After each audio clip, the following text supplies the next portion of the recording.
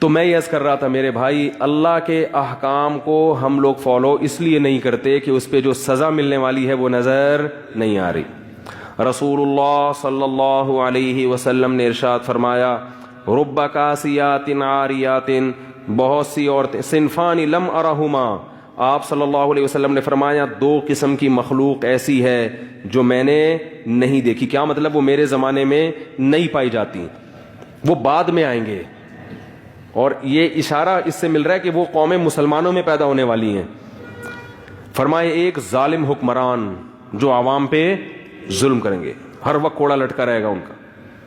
دوسرا فرمایا کاسیات عاریات، ایسی عورتیں جو لباس پہننے کے باوجود برہنہ ہوں گی، ان کا لباس جسم پہ ہونا نہ ہونا برابر ہوگا۔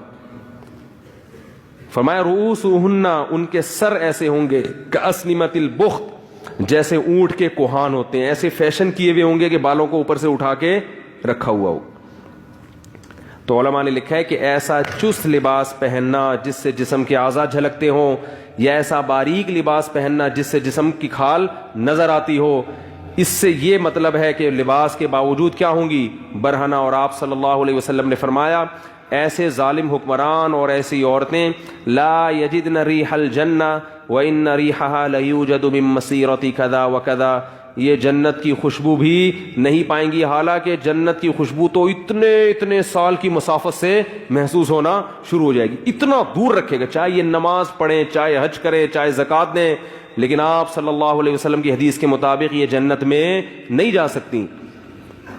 کتنا بڑا حکم ہے، مگر آج اس حکم کی دھجیاں اڑائی جا رہی ہیں۔ ایک بات میں بار بار کہتا ہوں، دیکھو اپنی بیٹیوں کو پراپر ڈریس پہنایا کرو۔ لوگ کہتے ہیں ہماری بیٹی ہمارے قابو میں نہیں ہے، بالغ ہونے کے بعد اگر قابو میں نہیں ہے تو بات سمجھ میں آتی ہے، بچیاں تو قابو میں ہی ہوتی ہیں نا۔ کسی بھی دیندار کو کھڑا کر دو، اس کے بیٹے کا لباس دیکھو اور اس کی بیٹی کا لباس دیکھو۔ ابھی میں ہانگ کانگ گیا نا، مردوں کے پورے کپڑے ہیں، پورے نا، ان کا بس نہیں چل رہا ہوتا، منہ بھی چھپا لیں وہ۔ اور ان کنٹریز میں خواتین کے کپڑے کیا ہیں؟ شارٹ، 2-4 اسٹیکر کہیں سے ادھار لے کے، وہ بھی ایسا لگتا ہے جیسے پتہ نہیں کیا تکلف ہے بھائی۔ یعنی بعض ایک صاحب کہنے لگے ان سے بولو کہ اس تکلف کی ضرورت کیا تھی آپ کو، خام خواہ کی ٹینشن۔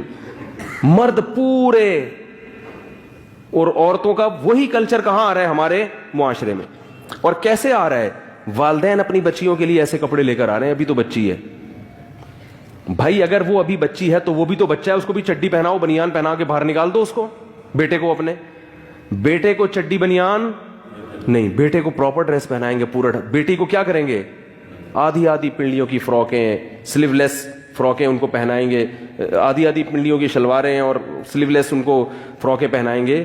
تو یہ اس کی علامت ہے کہ آپ ان کی صحیح تربیت نہیں کر رہے۔ بچے کو پراپر ڈریس پہنا کے اس کا عادی بنانا پڑتا ہے، اس سے بچے میں حیا پیدا ہو جاتی ہے، شرم پیدا ہوتی ہے۔ آپ نے دیکھا ہوگا جو لوگ اپنے بچوں کو کپڑے نہیں پہناتے نا، چڈی بنیان میں ہی بچے گھومتے رہتے ہیں۔